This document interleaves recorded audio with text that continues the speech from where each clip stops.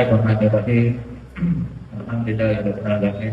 Wassalamualaikum warahmatullahi wabarakatuh.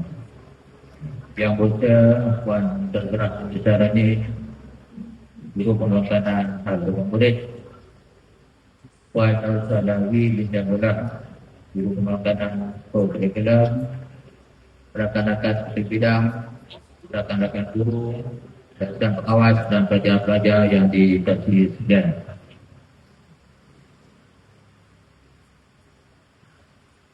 Alhamdulillah, marilah kita merapatkan setinggi kesyukuran kepada Allah Subhanahu Wa Taala kerana dengan limpah kurnianya kita dapat bersama-sama hadir dalam majlis penutupan Ghanibal Akademik program bulan bahasa kita sekolah, program bilang dan juga sambutan tingkat membaca kebangsaan pada hari ini. Guru-guru dan pelajar yang dikasihi sekalian, sepanjang minggu pelaksanaan program ini kita telah menyaksikan berbagai aktiviti yang bukan saja mengkecil bakat murid, malah menjelajahkan potensi sebenar mereka. Ghanibal Akademik menjadi medan untuk murid berfikir secara kritis, berkomunikasi dengan yakin dan bersaing secara sehat.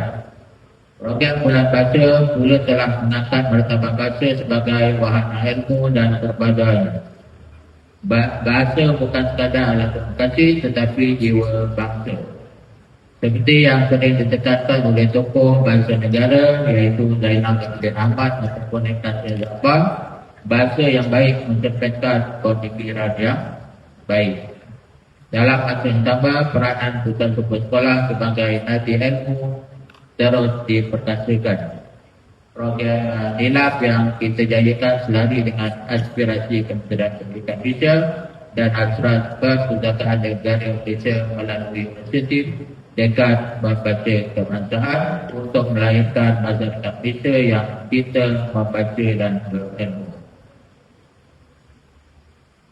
Baik guru-guru dan pelajar sekalian, kejayaan program ini bukan terletak pada hadiah dan sijil semata-mata, tetapi pada pengalaman, keberanian mencuba dan kesungguhan yang ditunjukkan oleh setiap murid. Yang menang kita raikan, yang belum jaya jangan berputus asa.